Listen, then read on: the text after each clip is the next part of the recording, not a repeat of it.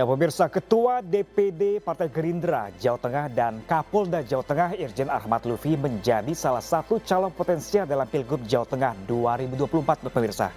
Dan berikut pemirsa kita lihat bersama-sama sejumlah survei terkait elektabilitas nama-nama dalam Pilgub Jawa Tengah, pemirsa. Ya, pemirsa, di posisi pertama pemirsa dalam survei tertutup kali ini dilakukan survei dari Lembaga Survei dan Polling Indonesia, ada nama Sudaryono selaku Ketua DPD Partai Gerindra berada di posisi pertama dengan perolehan suara 20,7% pemirsa. Kemudian disusul dengan nama Hendrar Prihadi dan kemudian ada Taj Yasmin Maimun yang saling berkejaran 13,3% dan 13,1%. Dan terakhir ada nama Dico Ganinduto sebanyak 8,3% pemirsa. Selanjutnya kita akan melihat di lembaga survei yang lainnya pemirsa.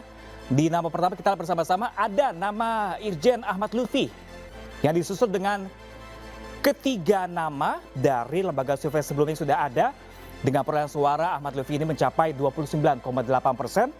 Kemudian disusul dengan Hendrar Prihadi sebanyak 22,3%.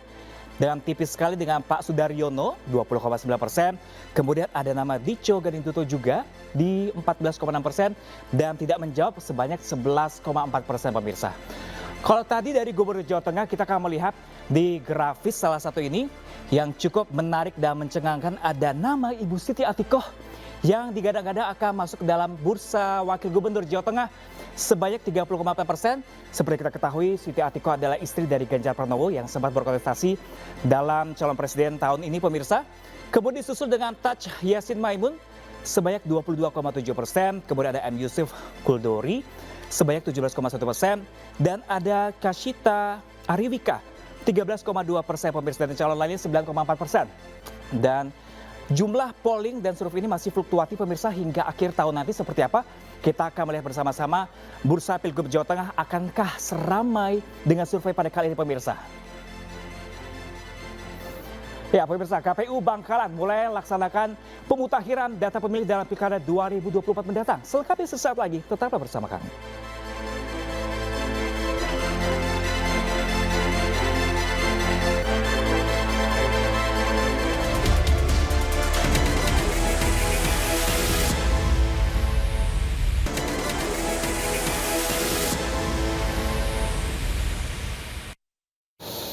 Ya pemirsa, sederet selebritas diprediksi akan menamaikan pemilihan kepala daerah 2024 pemirsa. Beberapa di antaranya bahkan telah resmi didukung partai politik.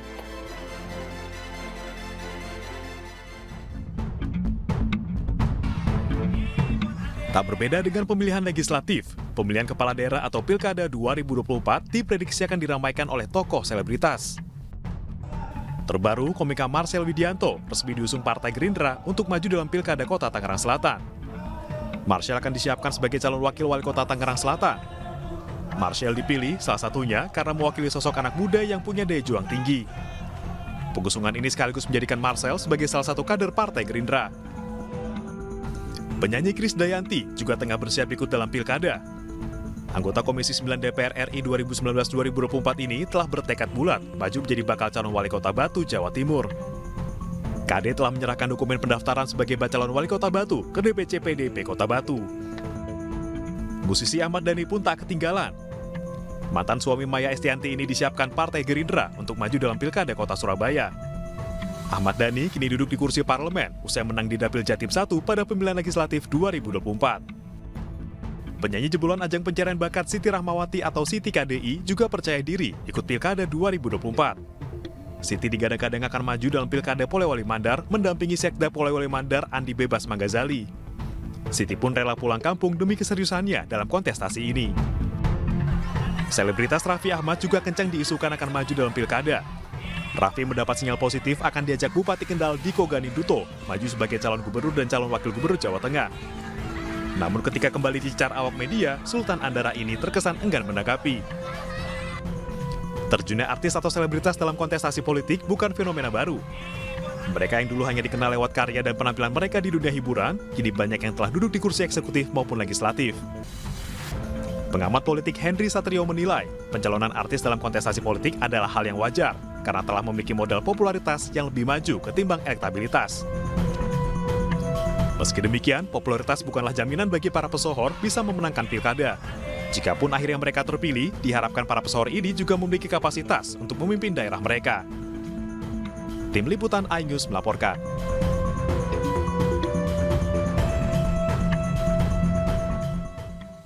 Ya, pemirsa, KPU Bangkalan mulai melaksanakan pencocokan dan penelitian untuk pemutakhiran data pemilih dalam Pilkada 2024 mendatang. Kegiatan kali ini menyasar pemilih pemula dan penyandang disabilitas.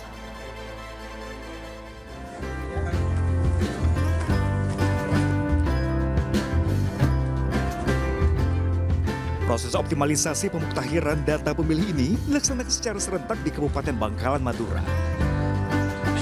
Mereka pun turun langsung ke kampung-kampung, mendatangi setiap rumah warga setempat. Coklit dan Patarli kali ini menyasar pemilih pemula dan penyandang disabilitas. Berdasarkan data yang ada, jumlah pemilih hasil sinkronisasi di Kabupaten Bangkalan sebanyak 768.000 lebih pemilih. Teman KPU juga mengakomodir rekan-rekan disabilitas karena hak pilihnya adalah sama, semua sama, harus dicoklit dan nanti memiliki hak pilih di Pilkada 27 November mendatang.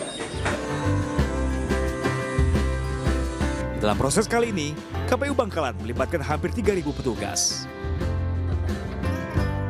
Banyak petugas yang turun guna mempercepat pendataan dan pemutakhiran data pemilih. Dari Bangkalan, Madura, Taufik Syarhawi, iNews melaporkan.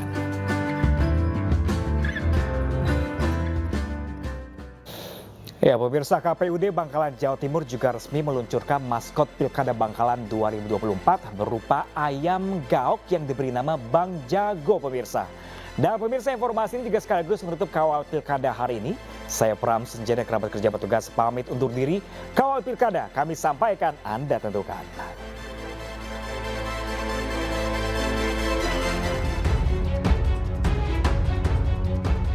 Peluncuran maskot resmi Pilkada Bangkalan 2024 digelar di pelataran parkir Stadion Gelora Bangkalan Senin malam yang dikemas dengan pertunjukan musik yang dihadiri ribuan orang.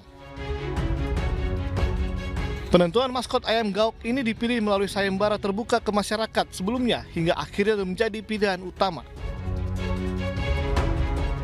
Ayam gaok tak hanya dipilih sebagai maskot, namun juga diberi nama yakni Bang Jago yang merupakan akronim dari Bangkalan Jangan Golput. Diketahui, rumpun ayam gaok merupakan hasil persilangan antara ayam hutan merah dengan ayam asli dari Pulau Poteran, Madura. Sehingga rumpun ayam gaok dianggap sebagai ras asli ayam lokal Madura.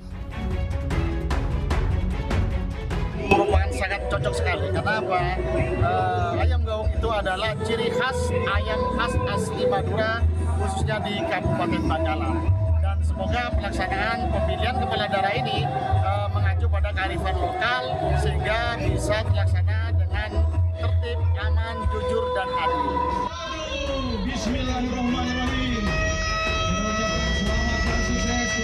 Pelaksanaan pemilihan Bupati dan Wakil Bupati Bangkalan akan digelar pada 27 November 2024 yang merupakan bagian dari Pilkada serentak.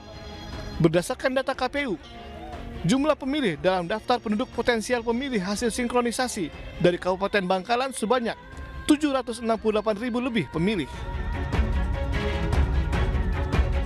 Dari Bangkalan, Jawa Timur, Taufik Syarhawi, iNews melaporkan.